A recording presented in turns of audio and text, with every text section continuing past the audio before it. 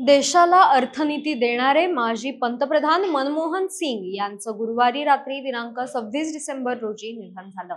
मागील अनेक दिवसांपासून आरोग्याच्या समस्येने ते त्रस्त होते। अचानक अस्वस्थ वाटू लागल्याने त्यांना दिल्लीतील एम्स हॉस्पिटलमध्ये दाखल करण्यात आलं होतं, परंतु उपचारादरम्यानच त्यांची प्राणज्योत मालवली। मनमोहन सिंग यांच्या जाण्याने देशाची मोठी हानी झाल्याच्या भावना अनेक दिग्गजांनी व्यक्त केल्या। अत्यंत साधा, सरळ मार्गी, शांत, संयमी आणि प्रचंड अभ्यासू व्यक्तिमत्व म्हणून त्यांना जागतिक प्रसिद्धी मिळाली। त्यांच्या निधनानंतर सार्वजनिक आयुष्यातील अनेक किस्से समोर येत आहेत। त्यापैकीच आज आपण या व्हिडिओच्या माध्यमातून एका महत्त्वाच्या प्रसंगावर बोलणार आहोत, ज्याद्वारे इतिहासात अत्यंत प्रामाणिक, तत्वनिष्ठ राजकारणी मंडळी ही होती याची जाणीव आपल्याला होईल। मनमोहन सिंग पंतप्रधान असताना त्यांनी घेतलेला असा एक निर्णय ज्यामुळे राज्यात आज भाजप पक्ष शिल्लक राहिला नसता, आज चित्र फार वेगळं असलं असतं। काय आहे तो प्रसंग? चला तर मग जाणून घेऊयात आजच्या व्हिडिओच्या माध्यमातून। नमस्कार, मी यशस्वी मुळे, तुम्ही बघत आहात महाराष्ट्र भूमी। मे 2006 मध्ये भाजप नेते प्रमोद महाजन यांचं दुर्दैवी निधन झालं। त्यानंतर त्यांचे जीवाभावाचे सहकारी गोपीनाथ मुंडे भाजप पक्षामध्ये एकटे पडले। या दोघांचं सख्य किती होतं हे आपल्याला प्रमोद महाजन यांच्या निधनानंतर ढसाढसा रडणाऱ्या गोपीनाथ मुंडेंकडे बघून कळतं।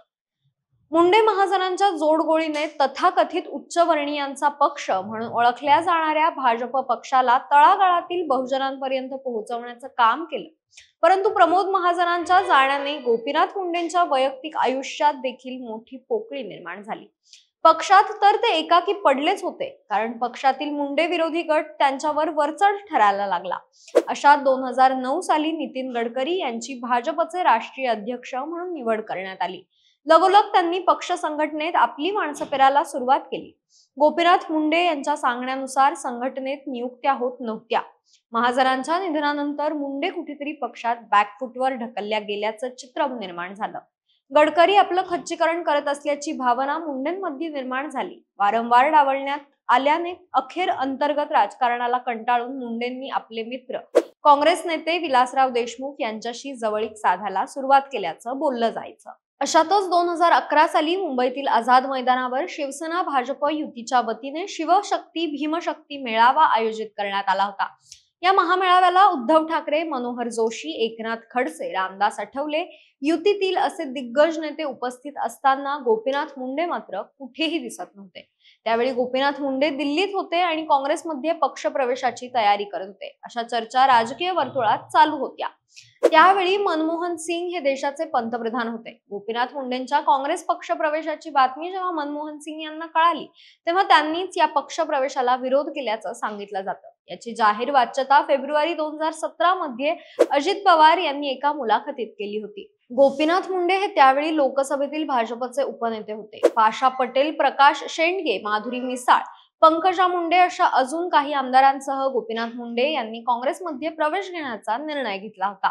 मुंडेंसोबत बाकीचे आमदार जाऊ नयेत म्हणून विनोद तावडे, सुधीर मुनगंटीवार आणि देवेंद्र फडणवीस प्रयत्न करत होते। आपले कट्टर मित्र विलासराव देशमुख यांच्या सहाय्याने मुंडेंच्या काँग्रेस प्रवेशाबाबत सगळं काही ठरलं होतं, तयारी झाली होती। परंतु ऐनवेळी तत्कालीन पंतप्रधान असलेल्या मनमोहन सिंग यांनी गोपीनाथरावांना रोखलं।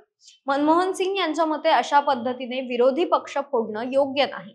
मी पंतप्रधान असताना विरोधी पक्षाच्या उपनेत्याला काँग्रेसमध्ये प्रवेश मिळणार नाही, विरोधी पक्ष फोडून तो संपवणं योग्य ठरणार नाही, असं म्हणत त्यांनी पक्षाच्या वरिष्ठ नेत्यांच्या निर्णयाला विरोध केला होता। मनमोहन सिंग यांनी ही गोष्ट लगेच भाजपच्या नेत्या सुषमा स्वराज यांना सांगितली।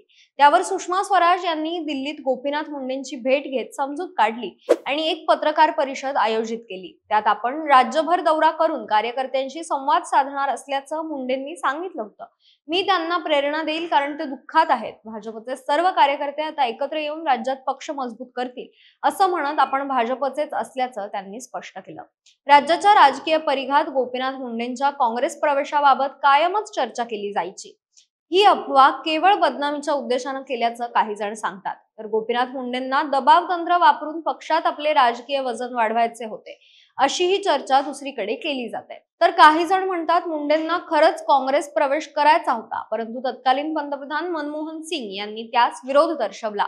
मात्र गोपीनाथ मुंडेंचा काँग्रेस प्रवेश झाला असता तर नक्कीच आज राज्यात भाजपचं चित्र वेगळं असतं. कारण गोपीनाथ मुंडे हे लोकनेते होते. महाराष्ट्रात त्यांना मानणारा मोठा वर्ग होता आणि तो आजही आहे. भाजपला एक सर्वसामान्यांचा, बहुजनांचा पक्ष म्हणून गोपीनाथ मुंडेंनी ओळख निर्माण करून दिली होती. त्यांचा काँग्रेस पक्ष प्रवेश झाला असता तर त्यांचे कार्यकर्ते, पदाधिकारी आणि सर्वसामान्य लोक थेट काँग्रेसशी जोडले गेले असते. परंतु प्रवेश थांबला आणि राजकारणात नैतिक पातळी महत्वाची असते हे मनमोहन सिंग यांनी आपल्या कृतीतून सिद्ध केलं. नाहीतर सध्याच्या राजकारणात राजकीय नेते आणि पक्ष फोडाफोडीला ऊत आलाय. एकीकडे मनमोहन सिंग यांनी दाखवलेली नैतिकता आणि दुसरीकडे साम दाम दंड भेद अशा सर्व नीतींचा वापर करणारी आजची राजकीय मंडळी. यामध्ये किती विरोधाभास दिसून येतो. आज लोकशाहीमध्ये मजबूत विरोधी पक्ष असावा असं सत्ताधाऱ्यांना वाटतच नाही. माजी पंतप्रधान मनमोहन सिंग यांच्या सार्वजनिक आयुष्यातील हा राजकीय किस्सा तुम्हाला कसा वाटला ते आम्हाला कमेंट्सच्या माध्यमातून नक्की कळवा. धन्यवाद.